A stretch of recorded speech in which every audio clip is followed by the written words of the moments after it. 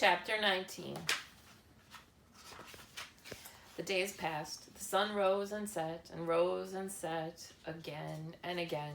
Sometimes the father came home and sometimes he did not. Edward's ears became soggy and he did not care. His sweater had almost completely unraveled and it didn't bother him. He was hugged half to death and it felt good. In the evenings, at the hands of Bryce, at the ends of the twine, Edward danced and danced. 1 month passed, and then 2, and then 3. Sarah Ruth got worse. In the 5th month, she refused to eat, and in the 6th month, she began to cough up blood. Her breathing became ragged and uncertain, as if she was trying to remember in between breaths what to do, what breathing was. "Breathe, honey," Bryce stood over her and said. "Breathe," thought Edward from deep inside the well of her arms. "Please, please, breathe." Bryce stopped leaving the house. He sat at home all day and held Sarah Ruth in his lap and rocked her back and forth and sang to her. On a bright morning in September, Sarah Ruth stopped breathing. "Oh, no," said Bryce. "Oh, honey, take a little breath, please." Edward had fallen out of Sarah Ruth's arms the night before, and she had not asked for him again.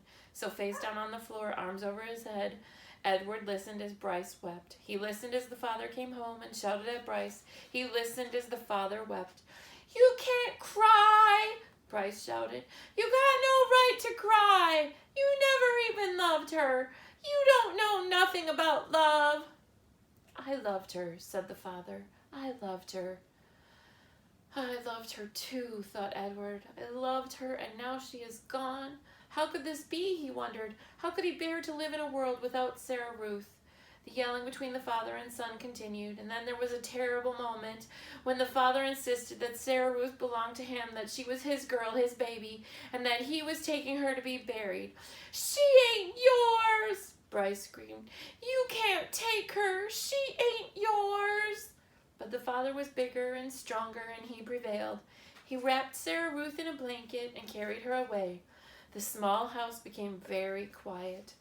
Edward could hear Bryce moving around, muttering to himself, and then finally the boy picked Edward up. "Come on, Jangles," Bryce said. "We're going to Memphis."